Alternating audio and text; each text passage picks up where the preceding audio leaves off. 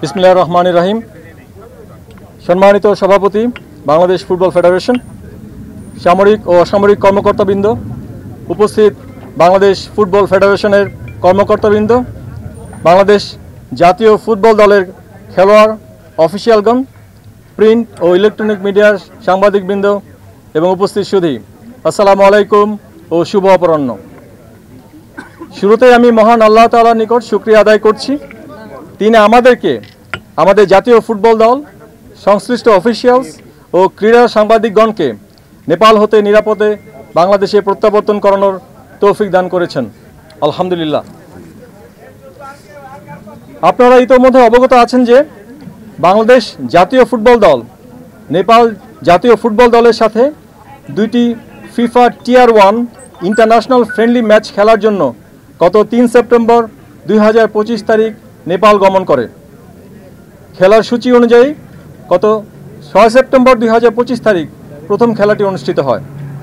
পরবর্তীতে গত 7 সেপ্টেম্বর 2025 তারিখ হতে নেপালে ছাত্র জনতার সরকার বিরোধী বিক্ষোভ তীব্র আকার ধারণ করায় স্থানীয় আইন শৃঙ্খলার পরিস্থিতির ক্রমশ অবনতি হতে থাকে। রোজকার সাধারণ খাবার এখন হবে অসাধারণ। প্রাণ স্বাদের মশলা, স্বাদ বাড়ায়, ঘ্রাণ ছড়ায়।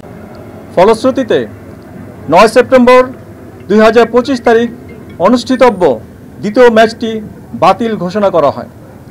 এদিকে নেপালের সৃষ্ট রাজনৈতিক সংকট ও আইন শৃঙ্খলা পরিস্থিতির চরম অবনতির কারণে বাংলাদেশ জাতীয় ফুটবল দল কাঠমান্ডুতে একটি হোটেলে অবরুদ্ধ হয়ে পড়ে।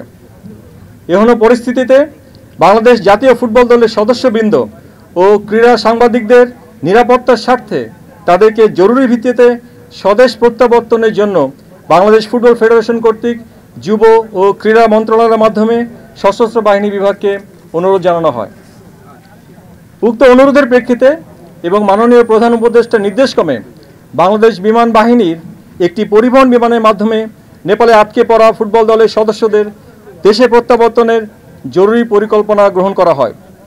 উক্ত পরিকল্পনা অনুযায়ী অদ্য 11 সেপ্টেম্বর 2025 তারিখ 11:53 ঘটিকায় বিমান বাহিনী একটি পরিবহন বিমান ঢাকা হতে নেপালের উদ্দেশ্যে গমন করে এবং আপনারা জানেন কিছুক্ষণ আগে সেই বিমানটি আমাদের ফুটবল দল, অফিসিয়াল এবং সাংবাদিকদের নিয়ে প্রত্যাবর্তন করেছে।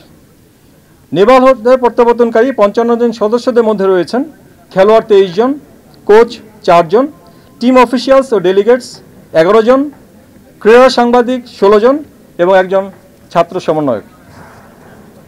নেপালে আটকে পড়া বাংলাদেশ ফুটবল দল ও ক্রীড়া সাংবাদিকগণকে নিরাপদে দেশে প্রত্যাবর্তন করানোর এই মিশনে আন্তরিক সহযোগিতার জন্য আমি প্রধান উপদেষ্টার কার্যালয়, পররাষ্ট্র মন্ত্রণালয়, যুব ও ক্রীড়া মন্ত্রণালয়, নেপালে অবস্থিত বাংলাদেশ হাই কমিশন এবং বাংলাদেশ ফুটবল ফেডারেশনকে সশস্ত্র বাহিনীর পক্ষ থেকে আমাদের আন্তরিক ধন্যবাদ ও কৃতজ্ঞতা জ্ঞাপন করছি।